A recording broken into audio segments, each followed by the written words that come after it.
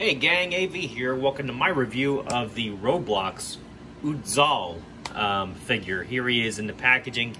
As you can see, he is a blister carded figure with the vast majority of his accessories visible through the bubble. Here is the back of the box, which just shows you some other figures that were also available in the same wave. This guy looks pretty cool, but I didn't see him in stores. You know, I have a confession to make. I don't know what Roblox are. That was a little after my time. In a nutshell, I basically just was walking down the toy aisle looking for my typical stuff, and he happened to catch my eye because of his accessories. Like, the figure's kind of cool, but he's a little too out there for the stuff I typically collect. However, the accessories in the bubble really piqued my interest, so that's what I bought him for. Anyway, let's open him up and see how cool his accessories are. So, judging by the accessories and the skulls in the packaging especially, he appears to be a 1/18 scale figure. So, that's what I'm going to be using this stuff for anyway. Let's open this up. As usual, a booklet is included with all these newer figures. Basically shows some of the other figures that are also available. And the character designs are pretty bizarre. Kind of cool, but pretty bizarre at the same time. Probably some good custom fodder in here, honestly. And the price point was pretty reasonable. I mean, it was like 10 bucks, I think, which is not that bad these days. All right, so looks like I'm gonna have to cut some rubber bands to get him out of here. He's got a twist tie there. Being careful not to scrape his paint when I'm doing this. May not look like I'm being careful, but I assure you I am. Can I get that one? Yeah. All right. All right, let's get this figure out of here. It's pretty bulky. It's got a chain, pile of skulls, magic orb, and the staff. It's got a... Yeah, this is two-sided. This is meant to come off too, whatever this is. All right. So, let's get all this crap out of the way. And have a look at what we have here. All right, so first and foremost, I am going to look at the accessories first, as usual. Comes with this exclusive virtual item, Rage Mode. I guess I can use this in the game. You have to scratch off the thing to get the redeem code. I don't know. I'll see if my nephews are playing this game. I'll see if they want this. He comes with this pretty cool looking staff, which, quite honestly, I'm going to give to one of my Boss Fight Studio mages, I think. One of my custom mages. This ball, I think, maybe fits in there. Yep. So you can have flames coming out of both sides, which is pretty neat. But this also would fit in the palm of somebody's hand for a cool flame effect. I think I can this come out? It can. Looks like it actually plugs in though. And it feels like it actually might be glued a little bit. You can definitely pry that out of there, as you can see, but yeah, I think it's glued on the two sides. That's all right. I could get that out of there if I want to, but still, pretty cool accessory. I kind of like the design of that. And here's a closer look at the other ball of flames here. Nice translucent plastic. It's pretty rubbery. Same with this one. It's kind of got like the same texture as like a hot glue would. Give you an idea. He has this little bendable chain feature here, which has two plug ports,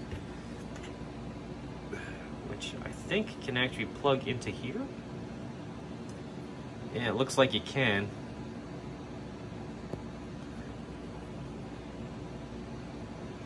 Maybe so he can carry it on his back, I assume. Okay, that's not too bad. Sling it over his shoulder, I guess. Figuring this out as we go, gang. I have never purchased anything from this line before in my life. I assume it's a video game. I've never played it. And, oh, okay. This skull pegs onto the top there and is removable, so I guess you can pose it. It's pretty cool. That would look cool sitting on your mage's table.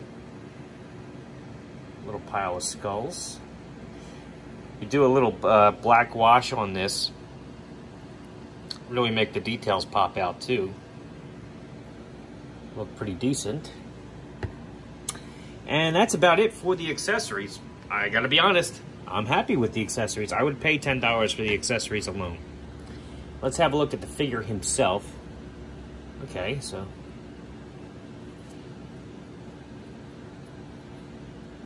just give me a second. Let me get my bearings with this guy. All right. So it appears as though his head is on a ball joint. He can do a full 360. Look down a little, up a little. You can also, I think, tilt from side to side. Not really. Not really. His giant shoulder guards appear to be on hinges, so you can move them wherever you need to. He's got ball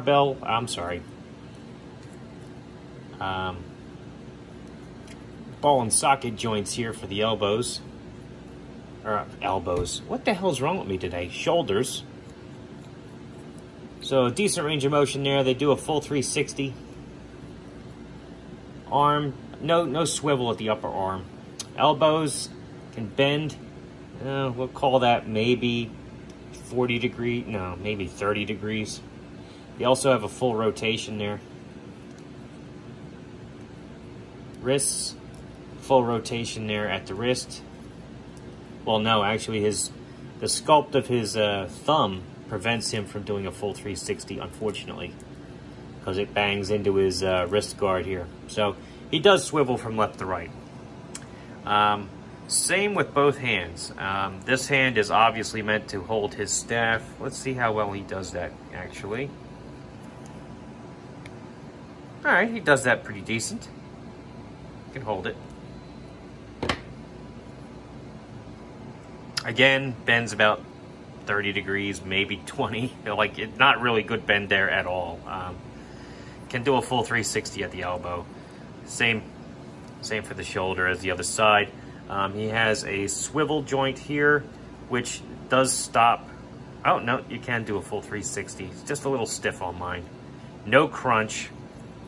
Legs go up about that far, back about that far. They can...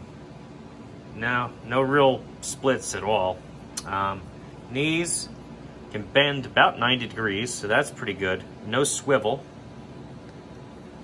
And nothing at the feet. So his articulation's not too bad. I mean, it's not too great either, but it is what it is. He kind of looks kind of cool, but again, doesn't really fit with my typical collecting style.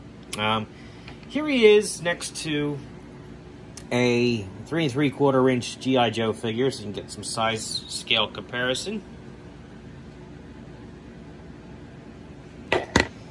Here he is next to a vintage collection Luke Skywalker. A more modern G.I. Joe figure, Dollar General Cobra Trooper.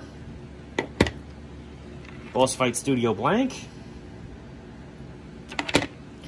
Marvel Universe Captain America.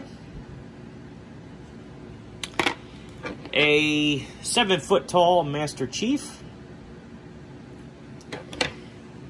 And a Doctor Who. Whoa, what? I never used Doctor Who in these. How did he get here? You're gonna have to wait for next week to find out.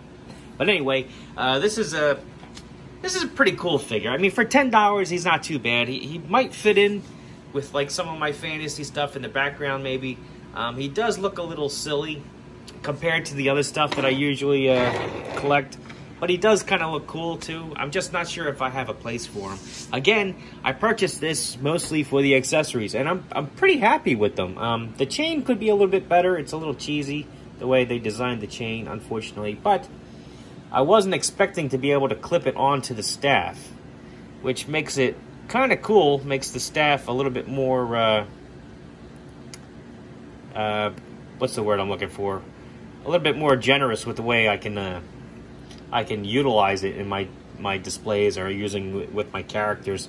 I do like the fact that I can actually peg this ball into the bottom of it too, so I can have flames shooting out from both sides, or I can just use this as a standalone piece. Staff is pretty cool. Oh, and it comes apart. That's pretty cool too. Okay. All right. I do like the pile of skulls too, though. This is pretty neat. I am going to get a lot of use out of these. So all in all, $10 purchase. I'm happy with it. It could be a better figure, but again, I mean, I could be wrong. This could be great for the line. I just don't know because this is the first one I've ever purchased. But anyway, this has been AV. This has been my review of the Roblox. What the hell was his name again? Ud'Zal. If you like this video, check out my channel. I do an awful lot of stuff for the 1/18th line. Especially the stuff I just did size comparisons for a minute ago. If you like what you see on my channel, then please subscribe. And as always, thanks for watching.